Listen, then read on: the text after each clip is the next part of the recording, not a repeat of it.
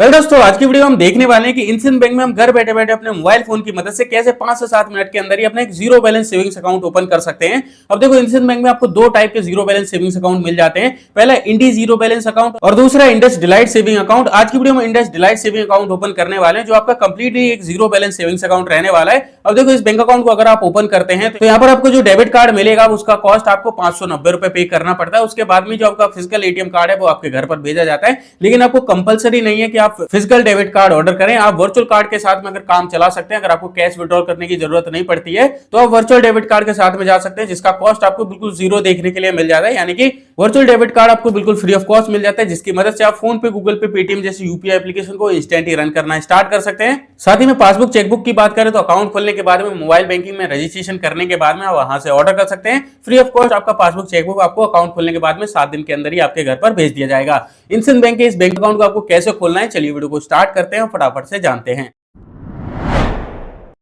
अब दोस्तों, वीडियो के डिस्क्रिप्शन में आपको लिंक मिलेगा, लिंक पर क्लिक करके आप इस पेज पर आ जाएंगे। यहाँ पर आपको क्लियरली मेंशन देखने के लिए मिल जाता है कि जो आपका मोबाइल नंबर है वही आपका अकाउंट नंबर रहने वाला है। आपको अपना जो आधार कार्ड से लिंक मोबाइल नंबर है वो आपको यहाँ पर डालना है। इसके बाद में जो भी आप मोबाइल नंबर डालेंगे वही आपका अकाउंट नंबर बन जाएगा। आपके अकाउंट नंबर के आगे 15 ऐड हो जाता है, बाकी का जो अकाउंट नंबर है वो आपका मोबाइल नंबर ही रहने वाला है। पेज को नीचे करेंगे तो यहाँ पर आपको एक कैप्चा कोड देखने के लिए मिलेगा। अगर आपको कैप्चा शो करता है तो एज इट इज आपको फिल करना है। इसके बाद इस बॉक्स पर क्लिक करके कंटिन्यू पर क्लिक करेंगे। अब आपके आधार कार्ड से लिंक मोबाइल नंबर पर ओटीपी कोड भेजा जाएगा। ओटीपी डालकर आपको वेरीफाई कर लेना है।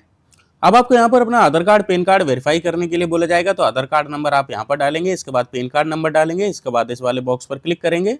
पेज को नीचे करेंगे तो यहाँ पर आपको सेंड वेरिफिकेशन ओटीपी पर क्लिक करना है। अब आपसे यहाँ पर आपकी पर्सनल डिटेल्स पूछे जाएंगे, जिसमें से आपको सबसे पहले आपसे आपका पर्सनल ईमेल आईडी पूछाएगा। इस पर क्लिक करेंगे। अब आपको अपना ईमेल आईडी यहाँ पर डालना है। इसके बाद गेट ओटीपी पर क्लिक करेंगे। अब आपकी ईमेल आईडी पर एक ओटीपी कोड भेजा जाएगा। ओटीपी कोड आप यहाँ पर डालेंगे। इसके बाद वेरीफाई पर क्लिक करेंगे। आप देखेंगे हमारा जो ईमेल आईडी है वो सक्सेसफुली यहाँ पर वेरीफाई हो चुका है। इसके बाद आपसे आपका मैरिटल स्टेटस पूछा जाएगा। आप इस पर क्लिक करके सिंगल हैं, मैरिड हैं वो बता देंगे। इसके बाद में आपसे आपके मदर का पूरा नाम पूछा जाएगा, वो डालेंगे। इसके बाद फादर का पूरा नाम पूछा जाएगा, वो डाल देंगे। अब आपसे आपका ऑक्यूपेशन पूछा जाएगा, तो इस एरो पर क्लिक करेंगे। यहाँ पर आपको कई सारे ऑप्शन देखने के लिए मिल जाएंगे। अगर आप जॉब करते हैं तो सैलरी सेलेक्ट करेंगे। अगर आपका कोई बिजनेस है तो सेल्फ एम्प्लॉयड सेलेक्ट करेंगे। सेल्फ एम्प्लॉयड प्रोफेशनल भी आप सेलेक्ट कर सकते हैं। अगर आप रिटायर हो चुके हैं तो रिटायर सेलेक्ट करेंगे। फीमेल है, हाउसवाइफ है तो हाउसवाइफ सेलेक्ट करेंगे। स्टूडेंट है तो स्टूडेंट सेलेक्ट करेंगे। इसके बाद आपसे आपका लाइन ऑफ बिजनेस पूछाएगा, तो इस एरो पर क्लिक करेंगे। यहाँ पर आपको कई सारे ऑप्शन देखने के लिए मिल जाएंगे। अगर आप कोई मैन्युफैक्चरिंग का काम करते हैं वो सेलेक्ट कर सकते हैं। रियल एस्टेट का काम करते हैं वो सेलेक्ट कर सकते हैं। ट्रेडिंग करते हैं वो सेलेक्ट कर सकते हैं। गेम एंड ज्वेलर्स का काम करते हैं वो सेलेक्ट कर सकते हैं। स्टॉक ब्रोकिंग का काम करते हैं वो सेलेक्ट कर सकते हैं। खेतीबाड़ी करते हैं तो एग्रीकल्चर सेलेक्ट करेंगे। किसी चीज का रिटेल का काम करते हैं वो आप सेलेक्ट कर सकते हैं। इसके अलावा कोई सर्विस प्रोवाइड करते हैं तो सर्विस प्रोवाइडर सेलेक्ट कर लेंगे। इंपोर्ट एक्सपोर्ट का काम है तो वो आप सेलेक्ट कर सकते हैं। इसके बाद आपसे आपका ग्रॉस मंथली इनकम पूछाएगा, तो इस एरो पर क्लिक करेंगे। यहाँ पर आपको मल्टीपल ऑप्शन देखने के लिए मिल जाएंगे। अगर आप 10,000 से ऊपर कमाते हैं तो अप टू 10,000 सेलेक्ट करेंगे। 10 से 25 कमाते हैं तो वो आप यहाँ से सेलेक्ट कर लेंगे। अगर आप 25 से 50 कमाते हैं तो वो आप सेलेक्ट कर लेंगे। इसी हिसाब से आप अपनी मंथली इनकम सेलेक्ट करेंगे। अब आपको यहाँ पर एक परमानेंट एड्रेस में आपका जो आधार कार्ड का एड्रेस है वो कंप्लीट एड्रेस शो किया जाएगा। यहाँ पर आपसे कम्युनिकेशन करेंट एड्रेस पूछा जाएगा, यानी कि आप फिलहाल में कहाँ पर रहते हैं। अगर आप अपने आधार कार्ड वाले एड्रेस पर ही रहते हैं तो आपको इस टिक बॉक्स पर क्लिक नहीं करना है। लेकिन अगर आप अपने आधार कार्ड वाले एड्रेस पर नहीं रहते हैं तो आपको इस वाले बॉक्स पर क्लिक करना है।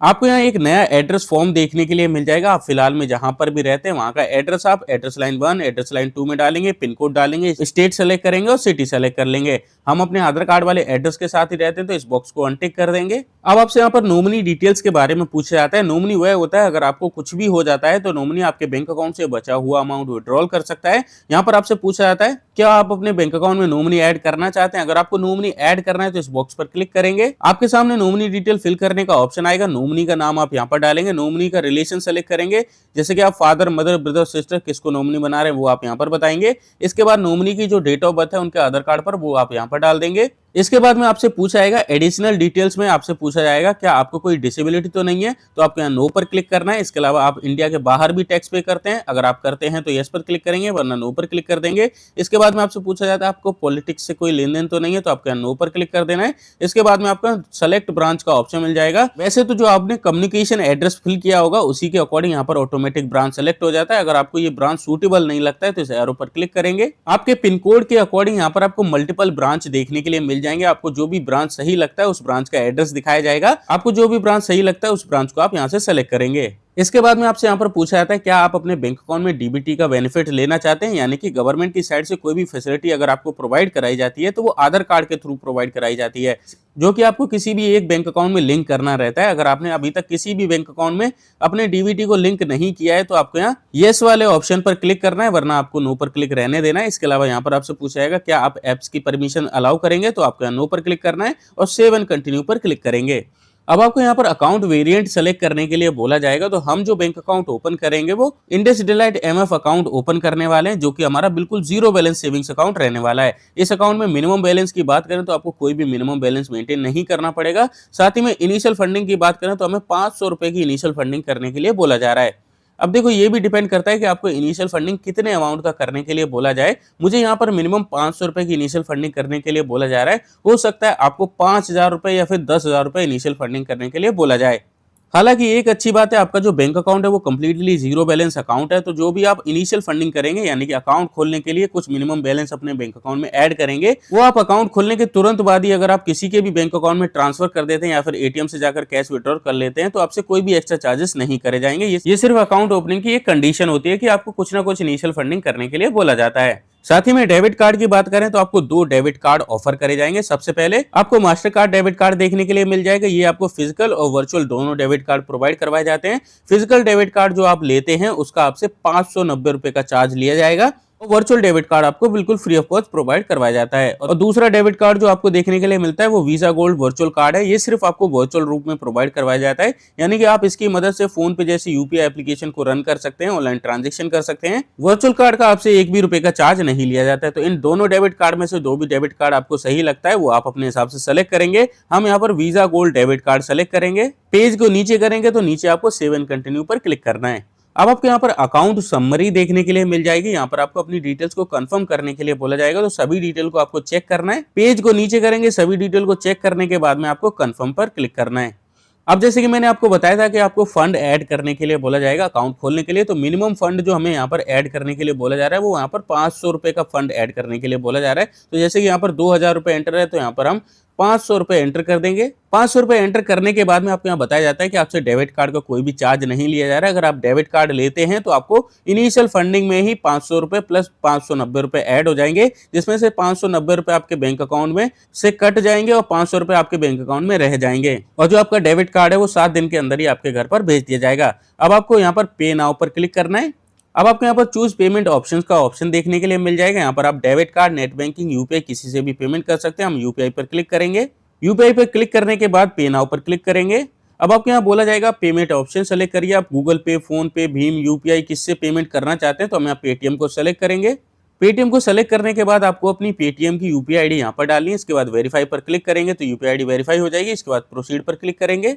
अब आपके सामने ये वाला पेज आएगा जिसमें कि आपको 15 मिनट का टाइम मिलता है। आपके पेटीएम को आपको ओपन करना है, वहां पर आपको एक नोटिफिकेशन मिलेगा। आपको अपना यूपीआई पिन डालकर 500 रुपए का पेमेंट कर देना है। पेमेंट करने के बाद में आपको बताया जाएगा आपका जो जीरो बैलेंस सेविंग्स अकाउंट है वो सक्सेसफुली ओपन हो चुका है। यहाँ पर आपको केवाईसी कंप्लीट करने के लिए बोला जाएगा। अगर आपको अभी केवाईसी नहीं करना है तो स्किप वाले ऑप्शन पर क्लिक कर देंगे। आपको 12 महीने का समय मिलेगा। आप ब्रांच जाकर के या फिर ऑनलाइन ही केवाईसी कर सकते हैं मोबाइल बैंकिंग से। हम अपना तुरंत ही वीडियो केवाईसी कंप्लीट करेंगे ताकि हमारे अकाउंट में कोई भी प्रॉब्लम ना आए। वीडियो केवाईसी करने के लिए आपके पास पेन पेपर होना चाहिए, ओरिजिनल पेन कार्ड होना चाहिए, कैमरा, लोकेशन, माइक्रोफोन की परमिशन को आपको अलाउ करना होगा। आपको प्रोसीड वाले ऑप्शन पर क्लिक करना है। अब आपकी डिटेल्स आपको यहाँ पर शो किया जाएगा। यहाँ पर आपसे पूछा जाएगा क्या आपको इंडियन बैंक का एजेंट असिस्ट कर रहा है, तो आपको इस बॉक्स पर क्लिक नहीं करना है और डायरेक्ट प्रोसीड पर क्लिक करेंगे। यहाँ पर आपको बताया जाएगा कि आपके लिए एजेंट फाइंड किया जा रहा है, तो आपको इस पेज को हटाना या रिफ्रेश नहीं करना है। देन आपका जो वीडियो कॉल है वो स्टार्ट हो जाता है। एजेंट आपसे जुड़ जाएगा। आपसे आपका नाम, mobile number, date of birth, PAN card number, Aadhaar card number पूछेगा। जो आपने अपने पास में ओरिजिनल पेन कार्ड रखा था वो आपको अपने फेस के पास ला करके दिखा देना है। पेन कार्ड की बैक कैमरे से भी एक सिंगल फोटो क्लिक करी जाएगी और जो आपने पेन पेपर रखा था उस पर आपको लाइव सिग्नेचर करके दिखाना होगा। जो भी सिग्नेचर आप करेंगे वो आपके बैंक अकाउंट में ऐड हो जाएंगे। चेकबुक पर यही सिग्नेचर वैलिड रहेंगे। आपका केवाईसी यहाँ पर कंप्लीट हो जाएगा। केवाईसी कंप्लीट होने के बाद में आपको यहाँ थैंक यू का ऑप्शन देखने के लिए मिल जाता है। अब आपको प्ले स्टोर पर आना है, यहाँ पर आपको इंडस डायरेक्ट एप्लीकेशन देखने के लिए मिल जाएगा, इसे आप इंस्टॉल कर लेंगे और जो आपका अकाउंट नंबर है यानी कि जो आपका मोबाइल नंबर है उसके आगे आपको 15 लगा करके आपको अपना मोबाइल नंबर डाल करके अपना मोबाइल नंबर वेरीफाई करके अपने मोबाइल बैंकिंग एप्लीकेशन में लॉगिन कर लेंगे और आपकी जो अकाउंट की डिटेल है अकाउंट खुलने के बाद में आपको ईमेल आईडी और मोबाइल नंबर दोनों पर मिल जाती है। आई होप आप समझ गए होंगे कि आपको अपना बैंक अकाउंट कैसे खोलना है। मिलते एक और नई वीडियो में नए टॉपिक के साथ। आज के लिए धन्यवाद।